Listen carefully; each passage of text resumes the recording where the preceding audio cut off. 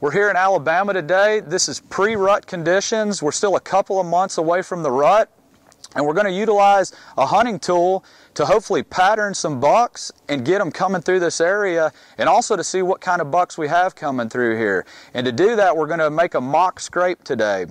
We've got a really nice setup right here. We have a food plot behind us. We've got this ridge line coming in, and there's already a nice deer trail where they're coming in this food plot.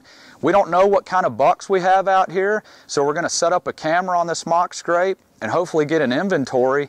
But we also want to see if we can't get these nocturnal bucks to start coming out in the daylight, because they're curious, and as we get further into the breeding season, hopefully that'll pique their interest. But the first thing we want to do in a mock scrape is we want to control human odor as much as possible. So we're going to wear rubber boots. We're going to spray those down with scent elimination. You really want to spray them good, try to eliminate as much as you can. The other thing we're going to do is we're going to wear latex gloves. One, that's not going to introduce our scent into this setup, and two, buck urine, glands, things like that, they have a strong odor, so it's best to keep that off your hands as well. So once you get all that established, the first thing you have to do is clear the area, just like you would see a scrape in the woods. You don't have to make a huge area, just like you'd see a regular scrape in the woods, create something like that.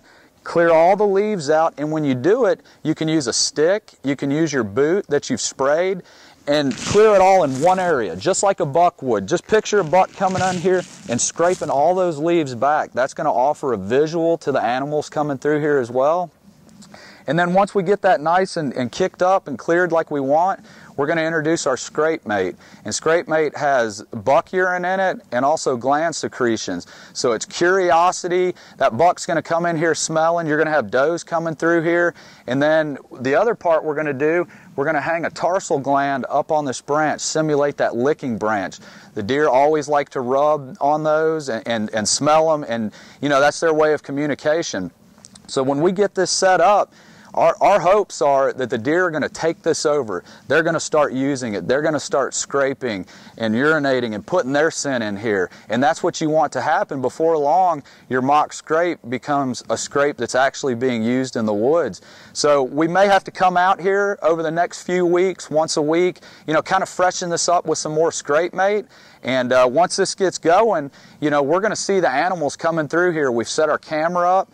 You always want to set that camera up facing to the north. That way you don't get that glare of the sun. So when that nocturnal buck does start coming through in the daylight, you don't have whited out pictures because it's facing right into the sun. So we're going to get this set up, hopefully get these deer coming to it, and hopefully have some great video to show you guys down the road.